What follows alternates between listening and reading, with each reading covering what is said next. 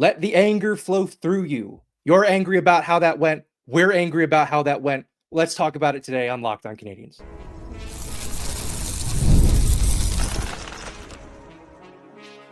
You're Locked On Canadiens, your daily podcast on the Montreal Canadiens. Part of the Locked On Podcast Network, your team every day. Hello, everyone, and welcome into episode 1288 of Locked On Canadiens. Thanks so much for tuning in and making us your first listen of the day, and for subscribing wherever you get your podcast. Doing that supports the show and ensures you do not miss an episode. We thank you for making us your first listen of the day, although I can't imagine any of you are waking up today on Tuesday feeling particularly great about how Monday night went. Roller coaster of emotions in Montreal. We'll talk we have to start saying it correctly. Ivan Demidov. We'll talk about Ivan Demidov's debut in Montreal, his announcing that he's here and he's here to stay. We'll talk about what's going wrong with this hockey team, which is a bit of a loaded question at this point, but we'll do our best to sort of figure out what's going wrong. And this game ended in controversy. The Canadiens have every right to be upset with how the NHL handled the shootout. We'll talk about why that is and where they go from here. Laura, let's start with the positive. Let's start with the very fun, very good aspect of this game, which was Demitov. He immediately makes his presence known. I mean, every time he's touched the ice to start the game, the crowd erupted. Have you ever seen anything like that with the Montreal Canadiens before? Like, I can't think of a time where we were that stoked about a player to be here. Well, to be fair, when Cole Caulfield made the team, it was during COVID time, so there weren't very many people allowed in the building. I would imagine that would have been the closest, but I think the Ivan Demidov hype would have been even more, no matter what, just based on where they were drafted, just based on the potential they come with. And this is the thing, like, we sound a little bit frustrated and subdued, and I think, unfortunately, both the Habs and the refs ruined his debut. So, like, let's just remove all of that. Like, let's just remove the score and everything, right? His first NHL point, like, I was watching the game with friends, and one of them said he even made Alex Newhook look like a sniper. Yeah. He put a puck on Alex Newhook's stick that he could not score with, which is right. Really tough for Alex Newhook. He has not been able to do that this year. Absolutely. It's magical, right? And here's the thing, like, he made his debut, and I was like, I think we're putting a little too much pressure. We're putting a little bit too much on this idea of this kid scoring in his first NHL game. And you know what? Like, players have done this before. It happens a lot. Rookie makes the team and they score, or at least they get a point, right? But not only did he get that point, which I think we would have been content with, but then he went and he turned around and he scored a goal, and it was a beauty of one too. It wasn't just that, right? It was like, I think that something he made the players seem happier. Like Uri Slafkovsky played so well. And I know there's been some talk about, like, is he pushing him to be better? Is he threatening Uri Slafkovsky's spot? Is he lighting a fire in his butt? Who cares? He made Slafkovsky better. Whatever it was, his presence, the joy, the freedom with which he played, I don't want to say freedom because that implies that, Marty wasn't controlling the game. Like the abandon with which he played, the joy with which he played, like, and he took risks. Unfortunately, one of them didn't pay off, but it's okay because it got canceled out at the end. But I really did feel that this was one of the best games we've seen Uri Slafkovsky play. And I really 100% believe that Ivan Demidov's presence at that game had a lot to do with it, because you saw, like, there was the face wash at the bench, like all the players were so happy, like, and I think, like, Lane Hudson too, like, they were just sitting there, the two dudes, just dudes being dudes, like the two little dudes being dudes, young guys. I thought that the way that the Canadiens received him and the way that the Canadiens embraced him was magnificent. And you had to kind of remind yourself that this kid they met him a few days ago, right? They had never played with him before. They've had a couple of practices. They had a morning skate in Toronto. They had, I don't even know, because they had practice, right? They had a morning skate today as well. And so, like, this player, there was no expectation that they could have this much chemistry so fast. And I felt that he gelled with everyone. And I Yeah. watched his passing, and sometimes it felt like his passing was even a little bit too good for some of the veterans. But then you look at that and you're like, that's elite passing, right? And it's not like it was one that went way off, right? It was just that like the person receiving the pass wasn't fully ready, so it took a weird bounce. It hit their stick. It's just they Yeah. didn't react fast enough. But I felt that there was so much chemistry, and I know we're going to talk a little bit about later about the deployment, the power play deployment, and all of that. But I just felt that he did not look out of place for a second. And even the mistake that he made, you saw him immediately skate back and try to get it back, right? Didn't Yeah. work. But I also really liked him in the defensive zone. I really Yeah. felt that he was playing, he played phenomenally in the neutral zone also, which is, Mhm. how many times do we sit here and we say, oh, the neutral zone was really good, or they played really well, or XYZ player played really Yeah. well in the neutral zone? And I'm not overhyping this kid. Like we just talked about a mistake that he made, right? I'm not, I really just think that the quality of talent that he brings with him to this team is just incredible. And just watching them in this one game, I'm just trying to imagine if they have, 3 or 4 practices together. Hopefully we'll get a chance to see it not in September, but soon. Yeah. But I'm just imagining how good it's going to look once they get a chance to play together for a while, right? And again, we're going to talk about the power play. Let's leave the power play out of the first segment. The first segment is just good vibes. Also, Lane Hudson finally breaking a record. That's also a good thing. Yeah. Yeah, and to go back to Demidov, I think the passing point you made was so true. I think, funny enough, one of the plays that I found to be most surprising was the little touch pass he did through his legs to Alex Carrier. And the reason I found it surprising is because he has been on the ice with Alex Carrier for exactly one morning skate. And at that point, he's such a just a smart, creative player, and a confident one at that. That he feels okay to do that little touch pass to a defenseman that he has never played with before, and that he feels that that's giving them the best chance to succeed. He's going to make the players around him better. The Canadian shooting luck right now is terrible. They're not really getting a ton of bounces. They got one on the goal that tied the game late, but look, I mean, I texted it in our group chat, during the game. I don't know how he showed up. This is Demitov, how he showed up and was better than I thought he would be, which is just I was trying to just temper my expectations the whole time and just sort of try to control the hype. But it just felt like, and we'll talk about this in our second and third segment about the Canadians not being up to the moment. Ivan Demidov was up to the moment. The Canadians continue to just flounder in a way that we haven't really seen from them in a long time. But it's just, to get that player in here, we never thought that this night was going to happen this season. This is all a found wallet, right? In the sense that we shouldn't have been able to watch him this year. He was still under contract with the KHL. The fact that he was here at all is incredible. I thought that the goal that he scored was so indicative of how of like all the highlights we saw from him, where he's right on top of the goalie and he does this sort of move to his backhand where he's on his heels, he's like leaned back, his skating stride is so wide, and it just gives him such a balance, like a lower base to just make that move in really tight, just he tucked it into an empty net. It's just the beginning for him, right? And I joke about this with Lane Hudson all the time, who congrats on breaking the record. I wish it was under better circumstances, but he did tie the game, and now he holds the record for rookie points by a defenseman for the Montreal Canadiens. But like, I think that like with Hudson, this might be the worst version of Ivan Demidov that we see, right? Like that's really fun and exciting. I know it's frustrating. You're on mute. I was going to say next year is his rookie year.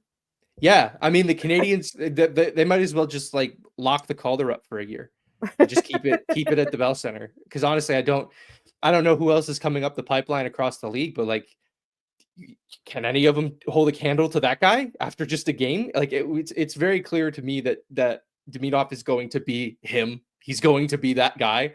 He's the It's real deal. exciting. Yeah, it's exciting to see that happen that quickly. Look, I mean, we're gonna get into some of the negatives later on in this game. But anything else positive that you want to take away from that effort? I'll just say David Savard was cool. I thought he That's was why I great, started but laughing. yeah, Because I was going to say that was a great game by David Savard. yeah, he was excellent. I thought he was great. But that's kind of where the list stops, unfortunately. I also think that, not to say that he played phenomenally, but Samuel Montembeault did admirably under the circumstances where he seemed to be playing entirely by himself for long Yeah. stretches of time. Nick Suzuki, something's up there.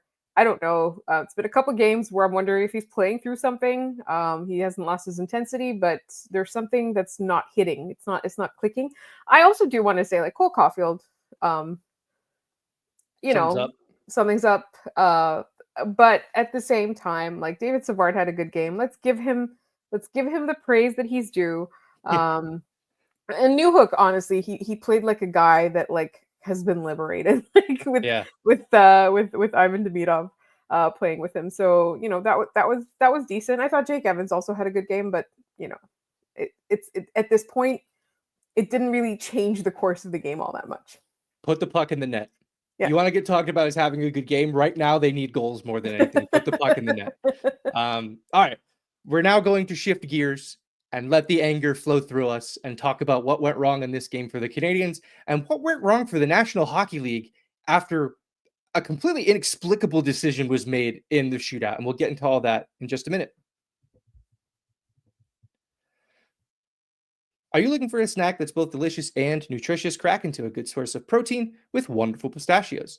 Wonderful Pistachios is one of the highest protein nuts. Each 1 ounce serving has 6 grams of protein, giving you over 10% of your daily value. Plus, they're packed with fiber and better for you unsaturated fats to help keep you feeling fuller longer. Personally, I love the no shells variety. It's a perfect grab and go snack, whether I'm on the road or I'm at my desk. It's the perfect snack for me to get a quick protein boost. I really like the different varieties of no shell. The sea salt and vinegar are my favorite. I love the chili roasted as well. And if you love cracking into each shell for that satisfying crunch, don't worry, they have not forgotten about you. The in-shell options are always a classic favorite. Get snacking and get cracking with the snack that packs a protein punch. Visit wonderfulpistachios.com to learn more. All right, before we kind of get into what's going wrong, let's do a quick clinching scenarios update. The Canadiens have one more game remaining. They're at 89 points. That is the maximum that the Columbus Blue Jackets can reach. They are at 85. They have 2 games left. That's 4 points. So the only hope for the Columbus Blue Jackets is to beat the Canadiens in tiebreakers. They're currently 1 regulation win behind Montreal, and they're currently 5 regulation and overtime wins behind Montreal. So the Jackets' only hope at this point is to win their last 2 games in regulation. If either of them go to overtime, they're done. It's over because they will not be able to beat the Canadiens in that regulation win category. They will be able to tie them at 1 if they get one of these in regulation, but the tiebreaker then shifts to regulation and overtime, and they will not catch them. So Montreal's keeping it interesting, man. I mean, it's still it's very difficult for Columbus to get in, but they're playing really well right now. And the Canadiens are running out of racetrack. They're practically out of it. Yeah, go ahead. One question. They go to overtime. If the Canadiens go to overtime against the Carolina Hurricanes and Blues, do they still make the playoffs? They're in. Because that would clear them in points. Columbus would not be able to catch them in points, even if they win their last 2 games. Columbus is relying on the tiebreaker. That is the only way they get in, is with regulation wins. And if they can't do that, it's over. Okay. Next thing is, I do want to, it's unusual for us to read listener mail when it's not a mailbag episode, but this comes to us from Curtis, literally about 10 minutes before we started recording. I don't know about anyone else, but I'm still believing that the Habs will make the postseason, despite poor player management by Martin St. Louis as of late. Ooh, Curtis, how did you know what we were about to talk about? The Habs have shown their fans that they'll be a team to be dealt with for years to come. Tomorrow night, everyone's a Flyers fan, because when Philly beats Columbus, we make the playoffs. Don't give up on les Bleu Blanc Rouge, as they say up in Montreal. I know I'm not giving up on the Canadiens, and I've been a fan since the 1970s. So I want to start the segment with that because we do need to keep the vibes balanced. Also, speaking of listener mail, huge shout out and congratulations to listener Manny, who I believe they have recently had the baby that they told us that they were expecting. We got a wonderful, adorable picture. So congrats, Manny. Yeah. And we love that kind of stuff. Please keep that coming. LockedOnCanadiens@gmail.com. All kinds of emails like this. We absolutely love it. All right. Yeah, We are seeing going that to get into. that was Yes. really cool. I really Yes. enjoyed that. Curtis, I want to run through a wall after what Curtis just said because I agree. Like it's not over till it's over. The Canadiens are still in the driver's seat. They're 4 Absolutely. points up. The fact that we're panicking about them being 4 points up is just Up. mostly like just us watching what's happening in front of us. It's like watching a horror movie, and it's like they're right behind you. Like that's been the last week, except the monster is the Columbus Blue Jackets of all things. Right? Yes, yeah. it's a little bit crazy. Also, stay tuned till the end for our contest, but we got to get into what's going wrong. I think Curtis kind of nailed it on the head. I know, Ian, like to summarize, you have a thought as to what's going on with the Canadiens and why are we looking at the third game in a row where the Canadiens have failed to clinch? It's special teams right now. The penalty kill has been good. They gave up 2 to Chicago in this one. They gave up 2 to Frank Nazar. It's unbelievable. And He's Frank so Nazar good. is a good player. What also so sucks good. about it being Frank Nazar is that It's they 'cause- got Frank Nazar from the Kirby Doc trade.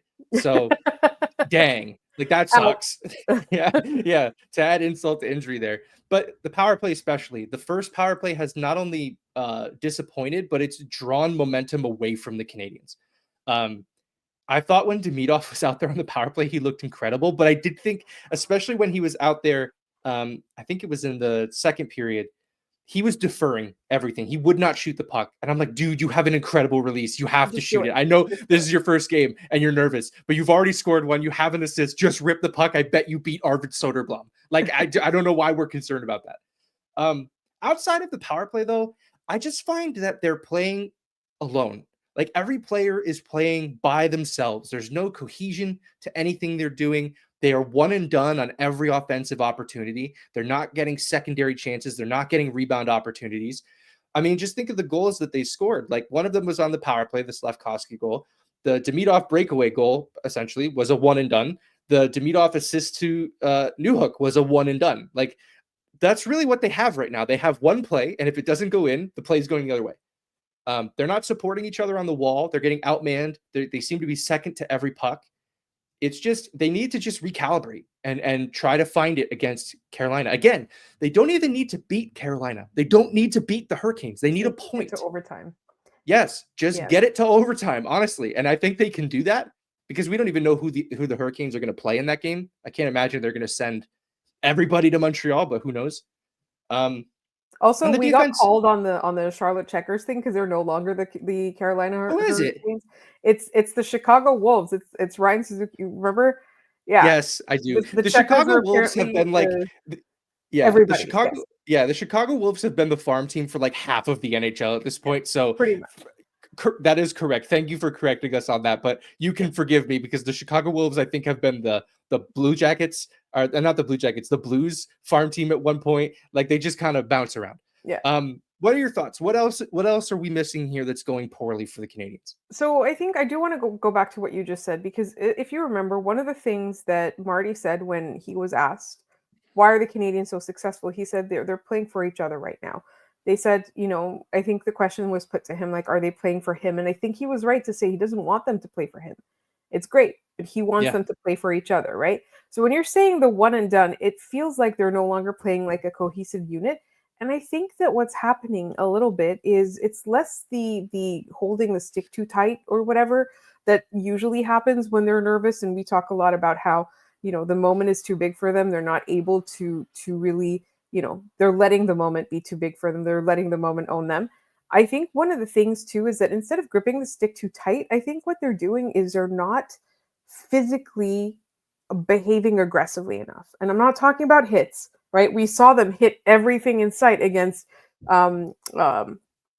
The face I made. Ottawa, Toronto, they had tons of hits. Mostly because they never had the puck in either of those games. But yes, they did hit everything that moved. Yeah. It's a good, if they're going to play against Washington, it's a good habit to get into because you're probably not going to have the puck a lot and you better make them pay for it. Exactly. But like for me, what I'm saying, like when I say aggressively, I mean like aggressive decision making, aggressive movements towards a play, right? That's what I'm talking about. They're not playing aggressively. I think they're again the nerves, whatever it is, this is like as you pointed out, the Canadians have not lost in regulation at the Bell Center since I want to say before the Four Four Nations. Nations. The Yeah, game yeah, right before they're now yeah, 9-0-2 at the yeah. Bell Center since then. And the crowd really brought it tonight, and I think the Canadians just are letting it get the better of them, and it's really dangerous to rely on the Flyers and the Islanders to help you, Oh boy. right? And I Yeah. think the thing is, if the Columbus Blue Jackets win in regulation on Tuesday, and then the Canadians do not win on Wednesday, we still have to wait until Thursday because it's still not over until Yeah. Columbus has played the Islanders. So you know the fate is really in their hands, and they were able to beat Carolina earlier this season. They should be able to do it again, particularly if Carolina rests some players. If they, you know, and it depends, right? Like you saw Washington pull up a rookie third string goalie and it went really badly. You saw Yeah. Columbus do it and it's going really well. So you don't know if Carolina decides to make that decision too. You don't know what you're going to get. I think Ivan Demidov is a shot in the arm for this team. I think but it's, and it's really funny because Martin St. Louis was like, I don't want people to think of him as a savior. And he immediately assisted on a goal and then scored a goal, right? Like he literally put the Canadians up 2 goals before the Habs. I'm not going to say Chicago came back before the Habs allowed Chicago to get back into Yeah. that game. They made the 2025 Chicago Blackhawks look like an all-star team. Like Yeah. I cannot get they made Bertuzzi look like Sidney Crosby. It was unbelievable. Like the guys, and I mean Nazar's great, whatever, but like the Bertuzzi stuff was just like, man, that you cannot be giving this up to Tyler Bertuzzi Yeah, in the year of our Lord 2025. Like that can't happen. absolutely, It was not absolutely. good. Yes. All right. Speaking of things that can't happen, what happened in the shootout? The NHL completely botched the ruling in the shootout, and we'll tell you exactly why when we get back in just a second. Scaling your business requires the right expertise at the right time. With Upwork, you can find specialized freelancers in marketing, development, design, and more. Experts ready to help you take your business to the next level. Upwork gives businesses flexibility by connecting them with top freelance talent across multiple industries, including IT, AI, web development, and marketing. Whether you need an extra hand for a project or a long-term partner, Upwork makes hiring simple and affordable. If you need help with marketing campaigns, Upwork can connect you with a freelance expert who delivers incredible results. Posting a job is free and simple, and within a day, multiple qualified candidates to choose from are in your inbox. Instead of hiring full-time, Upwork helps find affordable, top-tier freelancers to scale your businesses efficiently. Visit upwork.com right now and post your job for free. That's upwork.com, upwork.com, to connect with top talent and grow your business today. All right, let's set the scene for the shootout here, Laura. Montreal gets to the shootout. They escape overtime, which is how they do often. They don't have a great. I mean, they were 500 in overtime. I think they were 10-10 coming into this game. 20 overtime games is too many, by the way. Maybe don't do that anymore. Yeah. I will say, okay, again, Yeah. Ivan Demidov was out there for like almost 3 minutes. I don't even know. It was not 3 minutes, but you know But what I he's mean. buried in the defensive zone. Like he I never know. got the puck. I know. It was so funny, but I felt it was really funny that like Martin St. Louis just let him stay out there. Nothing was happening, and he just let him stay out there. Yeah. Yeah. So they get to the shootout. Montreal shoots first. It is Cole Caulfield. He comes in. We got to talk about that really quick. Cole Caulfield, get another shootout move. Everybody has you figured out, man. You come in wide right. You try to open the goalie up and go 5-hole. They all know it. You need to find another move. Anyway, he gets stopped by Arvid Soderblom. Frank Nazar is the first shooter for Chicago. He comes in. He kind of loses the puck for a second, and then he sends a backhander that most people thought missed the net. I didn't see it hit the glass. I didn't see it go flying. And I was kind of like, what happened? Like they didn't really make any kind of announcement on the broadcast. It was very weird. And then they showed a replay, and I'm like, that puck is behind the center post. I could see it clearly. Like it was obvious where the puck was. And instead, the Canadians are allowed to send Patrick Laine out on the ice. He goes in and he's stopped on his shootout attempt. And then the referees get to center and decide they're going to review the last play and determine that Frank Nazar had scored a goal. So now, instead of the Canadians knowing that they're down a goal after Chicago's first shooter and going to Patrick Laine, Chicago now has a chance to win the game after Montreal thought they were still tied, which is just like they took the game out of the Canadiens' hands. Ultimately, Teuvo Teravainen came in and missed the net, and Nick Suzuki was stopped on a really weird play. I want to read the rule book. Rules 37.2 on video review. The second to last paragraph reads, any potential goal requiring video review must be reviewed prior to and or during the next stoppage of play. And this next sentence is important. No goal may be awarded or disallowed as a result of video replay once play has resumed. As soon as Patrick Laine touches the puck at center ice, that is play resuming. The NHL got this wrong, and they made their mistake the Montreal Canadiens problem in this game. And if the Canadiens missed the playoffs because of this, I mean, everyone will say, oh, they fell off, whatever. If they missed the playoffs by a point, if by Columbus, essentially tying them and winning the tiebreakers, you can look back to this and say the NHL took a point away from Montreal. I know Chicago scored that goal. The problem is that the NHL didn't get it right. And instead of going back to that play and at least letting Laine shoot again, they just said, actually, it's a goal, and now Chicago's shooting for the win. Good luck. Like, what? That's insane. I don't know how this league can pretend to take itself seriously after a moment like that. I mean, what was going through your mind? What do you think happens now? Well, I think the thing from Brendan Gallagher was really telling, because he got asked what happened, and he said he was pointing out that play cannot resume, right? Or sorry, play had already resumed, not that. Yeah. Play had already resumed, and he was trying to explain that that's literally the rule in the NHL. As an assistant captain on the ice, that's what he should be doing. And he said the refs just wanted to move on. Yeah, that's unacceptable. And these are all these were veteran officials. These were not baby faces coming up from the American League. These are seasoned guys that we have seen and will see throughout the rest of the season and the playoffs. I just thinking of it logically, right? Let's imagine this is in regulation play or even in overtime, and Chicago comes down the wing and shoots and scores, but nobody sees it go in. And then they come back the other way, and let's say Patrick Laine scores the other side for Montreal. They're going to review that, and they're going to say the Chicago goal happened. And that's it. If that's in regulation play, then they reverse all of that time. None of that time in between those two goals happened. And they put the puck down at center ice, and they decide that's when we're starting play. If they miss it, they miss it. You cannot go back. The rules are very clear about this. There's not a lot of rules in the National Hockey League that are black and white like this. I don't know how they can decide what they decided. It defies reason. It defies our eyes. We're just reading the rules. Because think about it, like what we're now saying is let's say there's a play where a play is offside, but the team that gets scored on doesn't challenge it. And we just resume play for a little bit, and we shoot the puck around, and then that team looks at the video review and actually goes, we should challenge that. And then they decide to challenge it, and the league allows them to. That's kind of what we saw here. It's Bush League. It doesn't make any sense. The NHL should be ashamed of how they handled this, and not the fact that the Canadiens lost, the fact that they cannot even be certain when goals are scored in their league. The things that make them money, they cannot be certain that they happen. It's inexcusable. Review every shootout goal if that's what matters. But we're probably going to see a rule change this summer because of this instance, where they're going to put something in there about shootout goals being able to be reviewed an hour and a half later, and they'll bring them back out on the ice.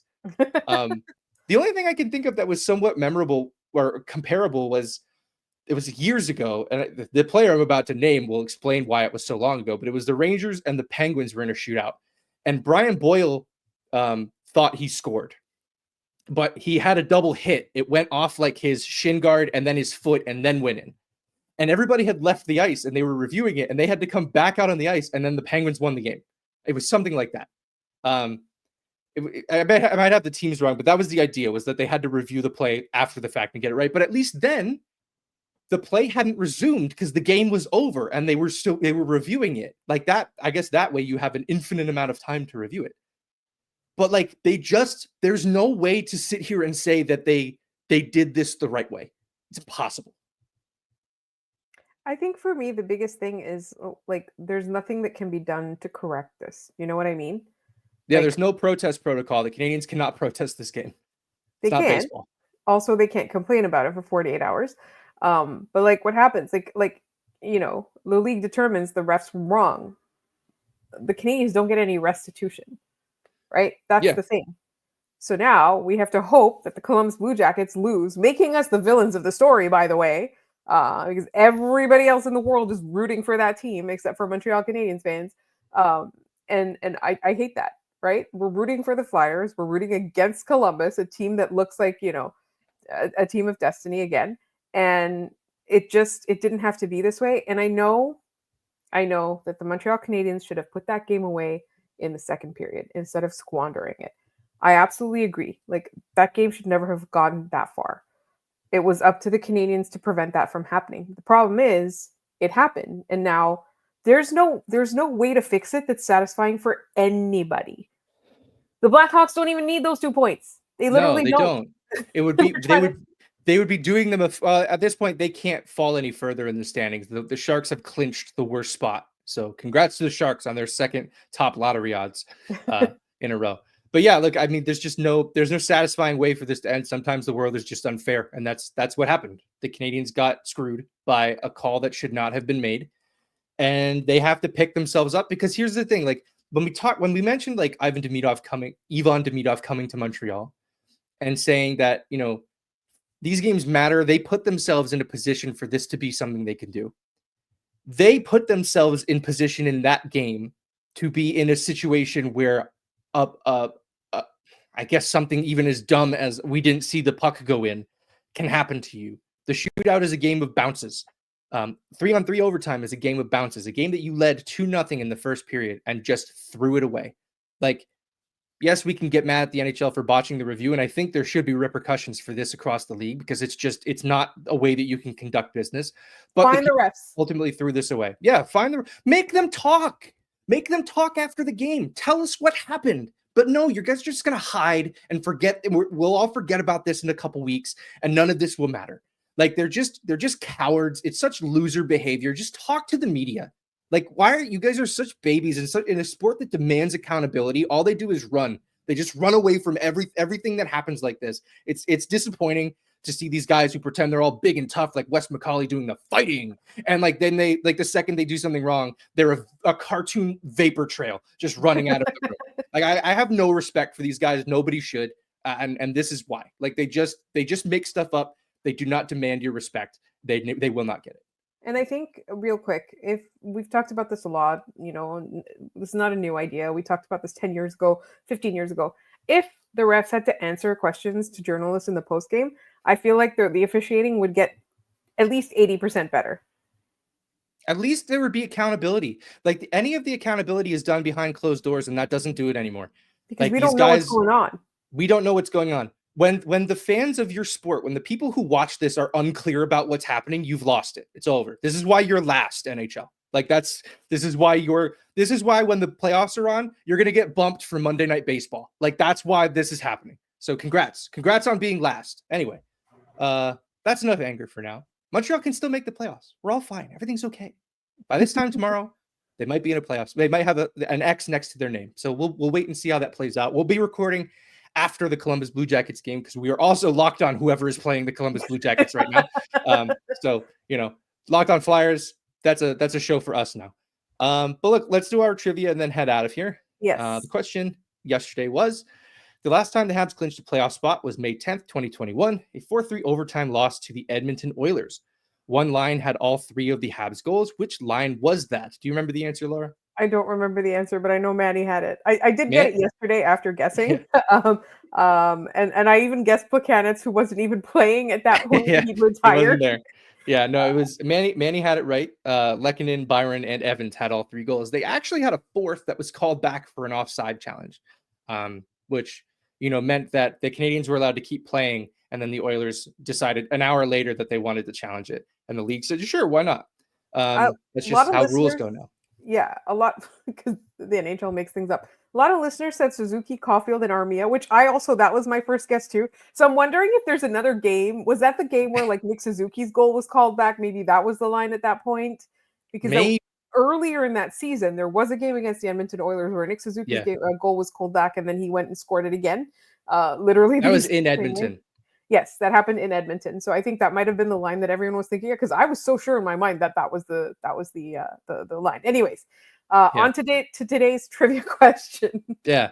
Since we're talking about Russian's first goals with the Montreal Canadiens, let's talk about Alex Kovalev. His first goal with the Habs was into an empty net. He scored an empty netter to seal a victory for Montreal. His first goal didn't come until the playoffs for Montreal, the 2004 Stanley Cup playoffs. Who was the first goalie that Alex Kovalev beat in a Habs jersey? If you have the answer, put it in the comments down below. Let us know how smart you are. And also, while you're down there, why don't you subscribe to us on YouTube so you can enter our contest to win a signed photo of Josh Anderson. Once we hit 4,500 subscribers, we'll do a drawing. And once we hit 5,000, we'll do a drawing for Arbor Xhekaj, a signed photo of him as well. So to enter, make sure you're subscribed. Just put contest entry down in the comments. You'll be entered to win. We're probably close to like 200 entries at this point. So keep them coming. Everyone will have an equal chance. We're only counting one entry per person. So good luck. Thanks for playing, and thanks for subscribing, and thanks for making us your first listen of the day. For your second listen, check out the all new Locked On NHL Game Night. Every game, every night until a Stanley Cup champion is crowned. Get your local analysis on a national scale. Find NHL Game Night on Locked On NHL on YouTube or wherever you listen to podcasts. You might even see me on there every once in a while. So check it out. We are also available on Amazon Fire TV on your free Fire TV channels app. Click the Montreal Canadiens logo in the hockey section, and you can watch all of our episodes there as well. We are Locked On Canadiens everywhere: Blue Sky, TikTok, Instagram mostly. You can find Laura at The Active Stick. You can find me at Maybe It's Ian. Thanks so much for tuning in, and we will hope to clinch tomorrow.